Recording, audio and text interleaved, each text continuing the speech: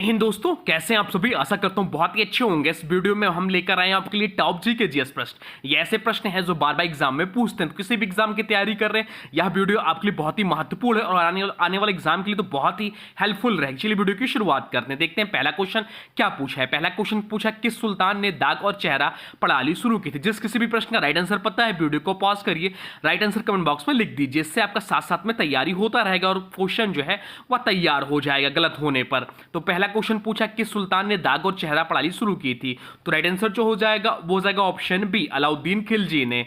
अलाउद्दीन खिलजी ने अपने घुड़सवार सेना की पहचान के लिए दाग और चेहरा प्रणाली शुरू की थी। क्या था दाग और चेहरा? तो दाग जो होता था घोड़ों पर निशान लगाया जाता था और चेहरा जो होता था सैनिकों का ब्यूरो दर्ज किया जाता था। अलाउद्दीन खिलजी ने मार्केट कंट्रोल पॉलिसी भी लागू की थी। अब चलते हैं अगले क्वेश्चन की ओर, देखते हैं अगला प्रश्न क्या पूछा है आपसे। अगला प्रश्न पूछा है कौन सा पहला भारतीय क्रिकेटर टेस्ट क्रिकेट में 13 शतक लगाने वाला खिलाड़ी बना। आपसे सीधे सीधे पूछा है कौन सा भारतीय क्रिकेटर है जो टेस्ट क्रिकेट में 13 शतक लगाने वाला पहला खिलाड़ी बना भारत का। तो इसका जो राइट आंसर हो जाएगा, चलिए राइट आंसर आप लोग बता दीजिए। तो राइट आंसर हो जाएगा ऑप्शन बी, बीरेन सहवाग। बीरेन सहवाग ने 2004 में पाकिस्तान के खिलाफ मुल्तान में 309 रन बनाए। वह भारत का पहला टेस्ट 13 शतक था। सहवाग ने 2008 में दूसरा 13 शतक भी लगाया, 319 रन भी लगाया। दुनिया में सबसे तेज 13 शतक 278 के अंदर ब्रायन लारा के नाम है। बाकी भारत के लिए और एक और 13 शतक लगाने वाले जो बल्लेबाज है करुण नायर हैं। अगर क्रिकेट से कुछ इंपॉर्टेंट बात करें तो एक आपसे पूछता 1983 क्रिकेट वर्ल्ड के कप्तान कौन थे। तो 1983 क्रिकेट वर्ल्ड के जो कप्तान थे वह कपिल देव थे। 2007 के T20 वर्ल्ड के जो कप्तान थे वो महेंद्र सिंह धोनी थे। 2011 के क्रिकेट वर्ल्ड के जो कप्तान थे वो महेंद्र सिंह धोनी। तो 2024 में जो हाल ही में भारत ने T20 वर्ल्ड कप जीता उसे कप्तान जो थे रोहित शर्मा थे। अब चलते हैं अगले प्रश्न की ओर, देखते हैं अगला प्रश्न क्या पूछा है आपसे। अगला क्वेश्चन पूछा है तंजावुर का बृहदेश्वर मंदिर किस शासक ने बनवाया था। तंजावुर का बृहदेश्वर मंदिर किस शासक ने बनवाया था। तो राइट आंसर जो हो जाएगा वो हो जाएगा ऑप्शन बी, राजा चोल ने। राइट आंसर हो जाएगा ऑप्शन बी। बृहदेश्वर मंदिर जो है तमिलनाडु के तंजावुर में स्थित है। इसे राजा चोल प्रथम ने बनवाया था। यह मंदिर जो है भगवान शिव को समर्पित है। किसको समर्पित है? तो भगवान शिव को समर्पित यह मंदिर है। इस मंदिर का निर्माण ग्रेनाइट पत्थरों में किया जाता है। कुछ प्रमुख अन्य मंदिरों की बात करें तो कोणार्क मंदिर कहां है, ये आपसे पूछता है। तो कोणार्क सूर्य मंदिर जो है उड़ीसा में स्थित है। बृहदेश्वर मंदिर तमिलनाडु तंजावुर में है। केदारनाथ मंदिर भी पूछता है। तो केदारनाथ मंदिर जो है उत्तराखंड रुद्रप्रयाग में है। सोमनाथ मंदिर गुजरात सौराष्ट्र में है और रामेश्वरम मंदिर जो है तमिलनाडु में है। यह सब भी ध्यान रखिएगा। चलते हैं अगले प्रश्न की ओर, देखते हैं अगला प्रश्न क्या पूछा है आपसे। अगला प्रश्न पूछा भारत का पहला मूक फिल्म कौन सा था। भारत का पहला मूक फिल्म कौन सा था। तो भारत का पहला मूक फिल्म जो था वह राजा हरिश्चंद्र था। राजा हरिश्चंद्र भारत का पहला मूक फिल्म था। राइट आंसर हो जाएगा ऑप्शन ए, राजा हरिश्चंद्र 1913 में आया, भारत का पहला मूक फिल्म थी। इसे दादा साहब फाल्के ने बनाया था। भारत की पहली बोलती फिल्म ही पूछ लेता कौन सा। तो भारत की पहली बोलती फिल्म जो थी वो थी आलम आरा। आलम आरा भारत की पहली बोलती फिल्म थी। या 1931 में दादा साहब फाल्के को भारतीय सिनेमा का जनक कहा जाता है, यह भी ध्यान रखें। चलते हैं अगले प्रश्न की ओर। अगला प्रश्न पूछा है भारत का सबसे बड़ा बंदरगाह कौन सा है। भारत का सबसे बड़ा बंदरगाह कौन सा है। तो भारत का सबसे बड़ा और व्यस्ततम बंदरगाह जो है मुंबई का बंदरगाह है। राइट आंसर हो जाएगा ऑप्शन बी, मुंबई बंदरगाह। मुंबई बंदरगाह भारत का सबसे बड़ा और व्यस्ततम बंदरगाह है। यह अरब सागर के तट पर स्थित है। मुंबई के बाद सबसे व्यस्त बंदरगाह जो कांडला बंदरगाह है जो कि गुजरात में है। भारत में कुल 13 प्रमुख बंदरगाह हैं। चलते हैं अगले प्रश्न की ओर, देखते हैं अगला प्रश्न क्या पूछा है आपसे। अगला प्रश्न पूछा है यूनेस्को का मुख्यालय कहाँ स्थित है। यूनेस्को का मुख्यालय कहाँ स्थित है ये आपसे पूछा है, इंपॉर्टेंट मार्क कर लीजिए यूनेस्को को। तो यूनेस्को का जो मुख्यालय स्थित है वह स्थित है पेरिस फ्रांस में। यूनेस्को का जो मुख्यालय स्थित है वह पेरिस फ्रांस में स्थित है। पेरिस जो है फ्रांस की राजधानी और पेरिस जो है सीन नदी के किनारे स्थित है। यह भी पॉइंट ध्यान रखिएगा। बाकी यहाँ बात हो रही है यूनेस्को की, जिसका फुल फॉर्म होता है United Nation Educational Scientific and Cultural Organization, जिसकी स्थापना हुई थी 16 नवंबर 1945 को। यूनेस्को विश्व धरोहर स्थलों की सूची तैयार करता है। इसका प्रमुख उद्देश्य शिक्षा, विज्ञान और संस्कृति को बढ़ावा देना है। चलते हैं अगले प्रश्न की ओर, देखते हैं अगला प्रश्न क्या पूछा है आपसे। अगला प्रश्न पूछा है भारतीय संविधान के किस अनुच्छेद में राजनीति के निर्देशक तत्व, जिसे शॉर्टकट में डीपीएसपी बोलते हैं, का उल्लेख किया गया है।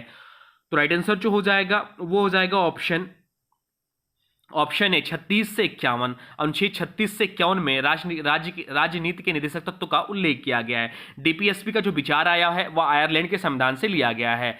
ये न्यायोचित सामाजिक और आर्थिक व्यवस्था स्थापित करने पर बल देता है। इन्हें न्यायालय में चुनौती नहीं दी जा सकती। 42वें संविधान संशोधन जो कि 1976 में हुआ था, पूछ सकता कि 42वां संविधान संशोधन कब हुआ था, तो 1976 में हुआ था। इसमें समाजवाद और पर्यावरण संरक्षण से जुड़े प्रावधान जोड़े गए। चलते हैं अगले प्रश्न की ओर, देखते हैं अगला प्रश्न क्या पूछा है आपसे। अगला प्रश्न पूछा है हड़प्पा सभ्यता की सबसे बड़ी और सबसे छोटी साइट कौन सी है। हड़प्पा सभ्यता की सबसे बड़ी और सबसे छोटी साइट कौन सी है। तो हड़प्पा सभ्यता की सबसे बड़ी और सबसे छोटी साइट जो है वह है धोलावीरा और आलमगीरपुर।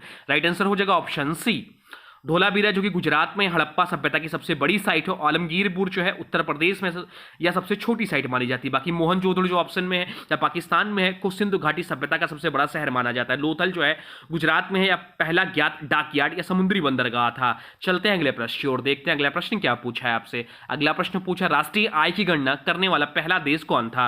राष्ट्रीय आय की गणना करने वाला पहला देश कौन सा था। तो राइट आंसर जो हो जाएगा, चलिए बता दीजिए राइट आंसर। तो पहला देश जो था वह था इंग्लैंड। इंग्लैंड इस प्रश्न का राइट आंसर हो जाए। कब गणना हुआ, तो 1665 में। तो राष्ट्रीय आय की गणना करने वाला सबसे पहला देश जो था इंग्लैंड था, 1665 में किया। इस अवधारणा को अर्थशास्त्री विलियम पेटी ने विकसित किया था। भारत में पहली बार जो राष्ट्रीय आय की गणना हुई वह 1868 में दादा भाई नौरोजी ने की। इसे आज सीएसओ केंद्रीय सांख्यिकी संगठन और एनएसओ राष्ट्रीय सांख्यिकी कार्यालय तैयार करता है। चलते हैं अगले प्रश्न की ओर, देखते हैं अगला प्रश्न क्या पूछा है आपसे। अगला प्रश्न पूछा भारत में श्वेत क्रांति के जनक कौन थे। भारत में श्वेत क्रांति के जनक कौन थे। तो भारत में श्वेत क्रांति के जो जनक हैं वह वर्गीज कुरियन है। राइट आंसर हो जाएगा ऑप्शन बी, वर्गीज कुरियन।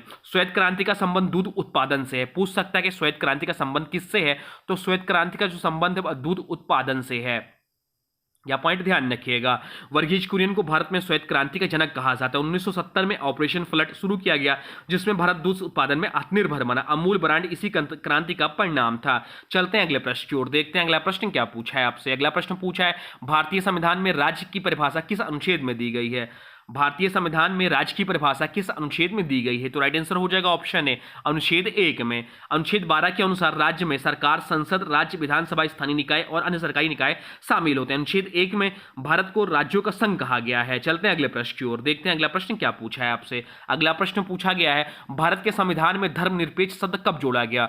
भारत के संविधान में धर्मनिरपेक्ष शब्द कब जोड़ा गया, यह आपसे पूछा है। तो भारत के संविधान में धर्मनिरपेक्ष शब्द जो जोड़ा गया 1976 में जोड़ा गया। 42वें संविधान संशोधन के तहत 42वें संविधान संशोधन 1976 के तहत धर्मनिरपेक्ष शब्द जोड़ा गया। इसे संविधान की प्रस्तावना में शामिल किया गया। इसी संशोधन में समाजवादी और अखंडता शब्द भी जोड़े गए। चलते हैं अगले प्रश्न की ओर, देखते हैं अगला प्रश्न क्या पूछा है आपसे। अगला प्रश्न पूछा है धन्यवाद ज्ञापन प्रस्ताव संसद में कौन पेश करता है। धन्यवाद ज्ञापन प्रस्ताव संसद में कौन प्रस्तुत करता है, यह आपसे पूछा है। प्रधानमंत्री करते हैं, राष्ट्रपति करते हैं, विपक्षी नेता करते हैं, या कोई भी सदस्य कर सकता है। तो इसका जो राइट आंसर हो जाएगा वो हो जाएगा ऑप्शन डी, संसद का कोई भी सदस्य। राष्ट्रपति द्वारा संसद के अभिभाषण के बाद धन्यवाद प्रस्ताव लोकसभा और राज्यसभा में पेश किया जाता है। यह सत्तारूढ़ दल का एक सदस्य पेश करता है और इस पर बहस होती है। यदि प्रस्ताव स्वीकार हो जाए तो यह सरकार के खिलाफ अविश्वास माना जाता है। चलते हैं अगले प्रश्न की ओर, देखते हैं अगला प्रश्न क्या पूछा है आपसे। अगला प्रश्न पूछा है भारतीय राष्ट्रीय कांग्रेस के पहले मुस्लिम अध्यक्ष कौन थे। भारतीय राष्ट्रीय कांग्रेस के पहले मुस्लिम अध्यक्ष कौन थे। तो राइट आंसर जो हो जाएगा वो हो जाएगा ऑप्शन बी, बदरुद्दीन तैयब जी। बदरुद्दीन तैयब जी भारतीय राष्ट्रीय कांग्रेस के पहले मुस्लिम अध्यक्ष थे। बदरुद्दीन तैयब जी 1887 भारतीय राष्ट्रीय कांग्रेस के पहले मुस्लिम अध्यक्ष थे। कांग्रेस के पहले अध्यक्ष जो थे व्योमेश चंद्र बनर्जी थे, जो 1885 में थे। चलते हैं अगले प्रश्न की ओर, देखते हैं अगला प्रश्न क्या पूछा है आपसे। अगला प्रश्न पूछा है आधुनिक भारत के निर्माता किसे कहा जाता है। आधुनिक भारत का निर्माता किसे कहा जाता है, यह आपसे पूछा है। Maker of modern India. तो राइट आंसर हो जाएगा ऑप्शन सी, राजा राममोहन राय। राजा राममोहन राय को आधुनिक भारत का निर्माता कहा जाता है। उन्होंने सती प्रथा के उन्मूलन में महत्वपूर्ण भूमिका निभाई थी। 1828 में इन्होंने ब्रह्म समाज की स्थापना की थी। यह भी पॉइंट ध्यान रखिएगा, ब्रह्म समाज से पूछ सकता है एग्जाम में। तो यह ब्रह्म समाज की स्थापना 1828 में राजा राममोहन राय के द्वारा हुई थी। चलते हैं अगले प्रश्न की ओर, देखते हैं अगला प्रश्न क्या पूछा है। अगला प्रश्न को इंपॉर्टेंट मार्क कर लीजिए। अगला क्वेश्चन पूछा है भारत में रुपए का प्रतीक जो है वह किसने डिजाइन तैयार किया था। भारत में रुपए का प्रतीक जो है किसने डिजाइन या तैयार किया था, यह आपसे पूछा है। तो राइट आंसर जो हो जाएगा, चलिए बता दीजिए राइट आंसर। तो राइट आंसर हो जाएगा ऑप्शन बी, उदय कुमार ने। भारतीय रुपए का जो डिजाइन है, भारतीय रुपए का डिजाइन जो प्रतीक है वह 2010 में अपनाया गया। इसे आईआईटी गुवाहाटी के उप प्रोफेसर उदय कुमार ने डिजाइन किया। या देवनागरी के रा और रोमन के आर के संयोजन से बना है। चलते हैं अगले प्रश्न की ओर, देखते हैं अगला प्रश्न क्या पूछा है आपसे। अगला प्रश्न पूछा है नर्मदा नदी किस दिशा में बहती है। नर्मदा नदी जो है वह किस दिशा में बहती है आपसे पूछा। चलिए बता दीजिए नर्मदा नदी किस दिशा में बहती है। तो राइट आंसर हो जाएगा ऑप्शन है पूर्व से पश्चिम की ओर। नर्मदा नदी का उद्गम स्थल अमरकंटक मध्य प्रदेश में है, या मध्य प्रदेश को भारत का हृदय भी कहा जाता है। यहाँ स्थित कान्हा और बांधवगढ़ राष्ट्रीय उद्यान बाघों के लिए प्रसिद्ध है। पूर्व से पश्चिम की ओर बहने वाली प्रमुख नदियों के नाम बताएं तो नर्मदा, ताप्ती और माही है। पूछ लेता है इनमें से किसी भी नाम का। चलते हैं अगले प्रश्न की ओर, देखते हैं अगला प्रश्न क्या पूछा है आपसे। अगला प्रश्न पूछा है किसे भारतीय अर्थशास्त्र का जनक कहा जाता है। किसे भारतीय अर्थशास्त्र का जनक कहा जाता है ये आपसे पूछा। चलिए बता दीजिए। तो राइट आंसर हो जाएगा ऑप्शन ए दादा भाई नौरोजी को भारतीय अर्थशास्त्र का जनक कहा जाता है। उन्होंने डार्विन ऑफ द वेल्थ, धन की निकासी का सिद्धांत दिया। उनकी प्रसिद्ध पुस्तक poverty and un-British rule in India है। चलते हैं अगले प्रश्न की ओर, देखते हैं अगला प्रश्न क्या पूछा है आपसे। अगला प्रश्न पूछा हड़प्पा सभ्यता का कौन सा स्थल भारत में नहीं है। हड़प्पा सभ्यता का कौन सा स्थल जो है वो भारत में नहीं है। तो धौलावीरा, लोथल, राखीगढ़ी ये सभी भारत में है, परंतु मोहनजोदड़ो जो है वह भारत में नहीं है, वो पाकिस्तान में अवस्थित है। तो मोहनजोदड़ो पाकिस्तान के सिंध प्रांत में स्थित है। यहाँ की प्रसिद्ध नर्तकी की मूर्ति और पुरुष योगी मूर्ति मिली है। भारत में प्रमुख हड़प्पा स्थल जो है धौलावीरा जो कि गुजरात में है, लोथल जो कि गुजरात में, कालीबंगा जो कि राजस्थान में, राखीगढ़ी जो कि हरियाणा में है। अब चलते हैं अगले प्रश्न की ओर, देखते हैं अगला प्रश्न क्या पूछा है आपसे। अगला प्रश्न पूछा है वंदे भारत एक्सप्रेस के पहले संस्करण का उद्घाटन कब और किस रूट पर हुआ था। वंदे भारत एक्सप्रेस के पहले संस्करण का उद्घाटन कब और किस रूट पर हुआ था ये आपसे पूछा है। तो इसका जो राइट आंसर हो जाएगा वो हो जाएगा 15 फरवरी 2019 को दिल्ली से वाराणसी के बीच में। तो राइट आंसर जो हो जाएगा वो हो जाएगा ऑप्शन सी। भारत की पहली semi high speed train Vande Bharat express train जिसका पहले नाम था ट्रेन 18 का उद्घाटन 15 फरवरी 2019 को किया गया। यह ट्रेन नई दिल्ली से वाराणसी तक चलती है। इसकी अधिकतम गति 160 किलोमीटर प्रति घंटा। यह ट्रेन पूरी तरह मेक इन इंडिया प्रोजेक्ट के तहत बनाई गई है। चलते हैं अगले प्रश्न की ओर, देखते हैं अगला प्रश्न क्या पूछा है आपसे। अगला प्रश्न पूछा ट्रांस साइबेरियन रेलवे किस देश में स्थित है।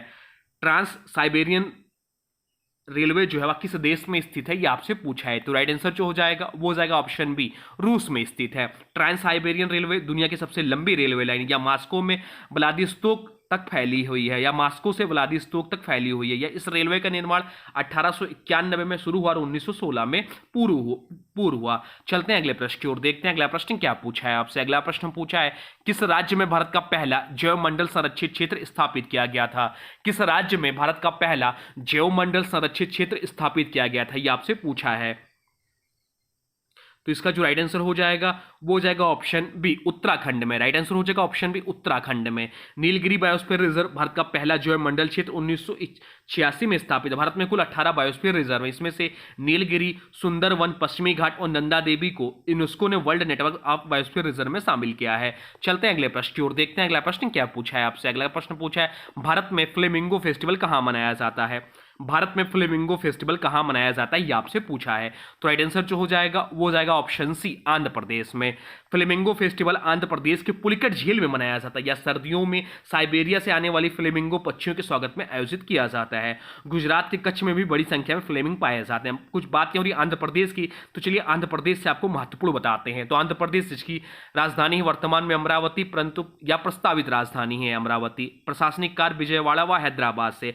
राजगठन जो होता 1 नवंबर 1956 को आंध्र राज्य व हैदराबाद राज्य से अलग होकर तेलंगाना में इसका तेलंगाना से अलग हुआ, या इससे विभाजन हुआ तेलंगाना राज्य का 2 जून 2014 को, जो कि 29वां राज्य बना था भारत का।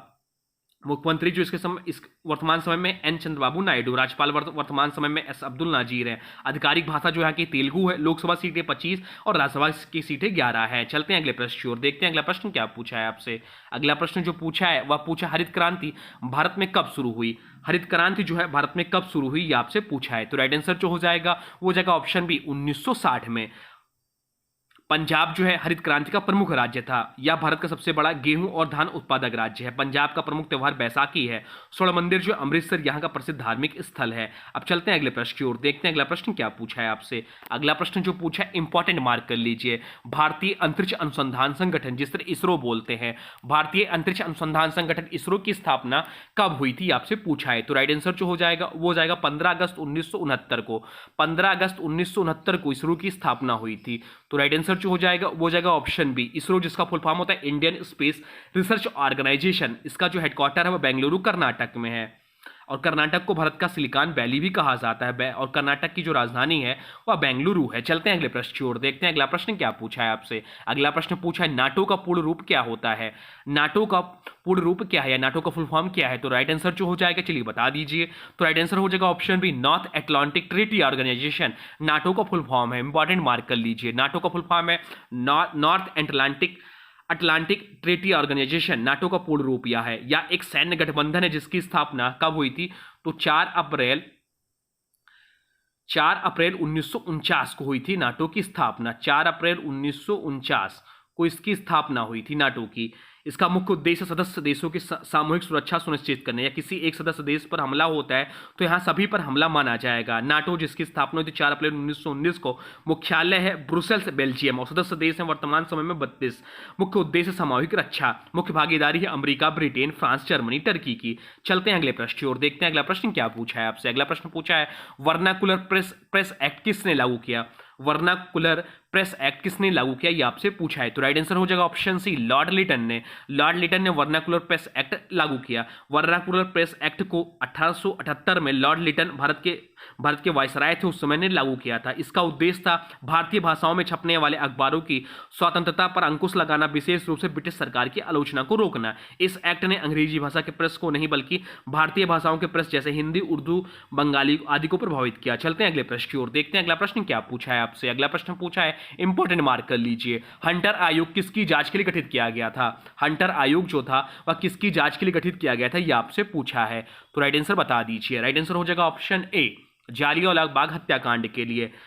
हंटर आयोग की स्थापना 1919 में ब्रिटिश सरकार द्वारा की गई थी। इसका उद्देश्य था 13 अप्रैल 1919 को अमृतसर के जालियांवाला बाग में हुए नरसंहार की जांच करना। इस हत्याकांड में जनरल डायर के आदेश पर हजारों निहत्थे भारतीयों पर गोलीबारी की गई थी। अब चलते हैं अगले प्रश्न की ओर, देखते हैं अगला प्रश्न क्या पूछा है आपसे। अगला प्रश्न पूछा है अंतर्राष्ट्रीय मानवाधिकार दिवस कब मनाया जाता है। अंतर्राष्ट्रीय मानवाधिकार दिवस कब मनाया जाता है, यह आपसे पूछा है, चलिए बता दीजिए। तो अंतर्राष्ट्रीय मानवाधिकार दिवस जो मनाया जाता है 10 दिसंबर को मनाया जाता है। राइट आंसर हो जाएगा ऑप्शन बी, अंतर्राष्ट्रीय मानवाधिकार दिवस हर वर्ष 10 दिसंबर को मनाया जाता है। इस दिन संयुक्त राष्ट्र महासभा ने 1948 में विश्व मानवाधिकार घोषणा पत्र को अंगीकार किया था। यह दिन मानव अधिकारों के प्रति जागरूकता और उनके संरक्षण के संकल्प के रूप में मनाया जाता है। ऑप्शन में दिया 24 अक्टूबर, तो 24 अक्टूबर यह संयुक्त राष्ट्र दिवस है। चलते हैं अगले प्रश्न की ओर, अगला प्रश्न भी इंपॉर्टेंट मार्क कर लीजिए, डीआरडीओ की स्थापना कब हुई थी। डीआरडीओ की स्थापना कब हुई थी, यह आपसे पूछा है। तो डीआरडीओ जिसका फुल फॉर्म होता है defence research and development Organisation, जिसकी स्थापना हुई थी 1958 में। 1958 में इसकी स्थापना हुई थी डीआरडीओ की। डीआरडीओ का पूर्ण रूप है defence research and development organisation, रक्षा अनुसंधान एवं विकास संगठन। स्थापना हुई थी 1958 में। इसका मुख्यालय जो है नई दिल्ली में है। यह भारत की रक्षा प्रणाली, हथियार, मिसाइल, रडार और अन्य तकनीक उपकरणों के अनुसंधान एवं विकास के लिए जिम्मेदार संस्था है। तो ये रहे टॉप जी के जीएस के प्रश्न। अब आज की वीडियो से प्रश्न है, इसका राइट आंसर आप लोग को कमेंट बॉक्स में बताना है। आज की वीडियो से प्रश्न है, किसे भारतीय अर्थशास्त्र का जनक कहा जाता है। किसे भारतीय अर्थशास्त्र का जनक कहा जाता है, इसका जो भी राइट आंसर होगा कमेंट बॉक्स में जरूर बताइएगा। साथ साथ वीडियो कैसा लगा इसके बारे में भी जरूर बताइए। कोई सुझाव हो तो वो कमेंट बॉक्स में लिख दीजिए। और हाँ देखिए, अभी तक आपने वीडियो को लाइक नहीं किया तो प्लीज वीडियो को लाइक कर दीजिए, और चैनल पर नए चैनल को सब्सक्राइब भी कर लीजिए, और वीडियो को किसी स्टडी ग्रुप में शेयर भी कर दीजिए। चलिए मिलते हैं नए वीडियो में, तब तक के लिए thanks for watching railway exam target. For more update please subscribe railway exam target channel को।